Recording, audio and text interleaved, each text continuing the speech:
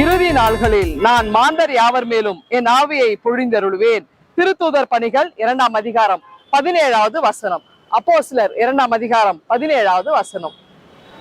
அதாவது பாஸ்கா விழா துவங்கி 50வது நாளிலே இந்த பெந்தேகோஸ்தே திருநாளை கொண்டாடுவாங்க.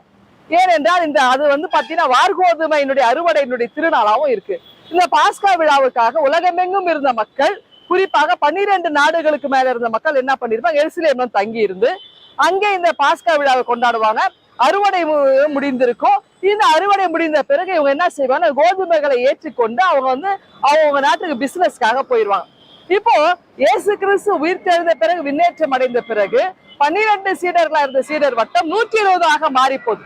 இப்போ 120 பேர் ஒன்றாக ஒருமனப்பட்டு கூடி இருக்கிறாங்க.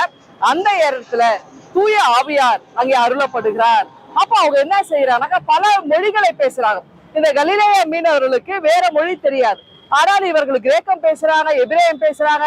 அங்க கூடியிருந்த மற்ற மக்களுடைய 12 நாடுகளுக்கு மேலே உள்ள மக்களுடைய மொழிகளை இவங்க பேசுறாங்க. அதாவது அவங்க பேசினது மக்களுக்கு புரிந்தது. பாபேல் கோபுர நிகழ்வு நமக்கு தெரிகிறது. பாபேல் கோபுர நிகழ்வுல பாத்தீங்கன்னா அங்க இருந்தவர்கள் பேசினார்கள், பல தரப்பட்ட மொழிகளை பேசி, ஆனால் அங்க கூடியிருந்தவர்களுக்கு புரியல.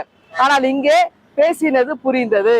ஆவியார் திருச்சபைக்கு அருளப்பட்டார். இந்த 120 சீடர்களும் இயேசுவுக்காக வல்லமையாய் அவர்கள் செயல்பட ஆரம்பித்தாங்க. பரிசுத்த ஆவியாலே ஆண்டவர் பிறந்தார். இப்பொழுது இயேசு கிறிஸ்து நம்மோடு என்றென்றும் உடன் இருப்பதற்காக தேற்றவாளராக தூய ஆவியாரை இந்த பெந்தேகோஸ்தே காலம் நமக்கு கொடுத்திருக்கிறார். ஆகவே சகல நாட்களில் நம்மோடு இருந்து நம்மை தேற்றுகிறவராக, நம்மை வழி நடத்துகிறவராக பரிசுத்த ஆவியார் இருக்கிறார்.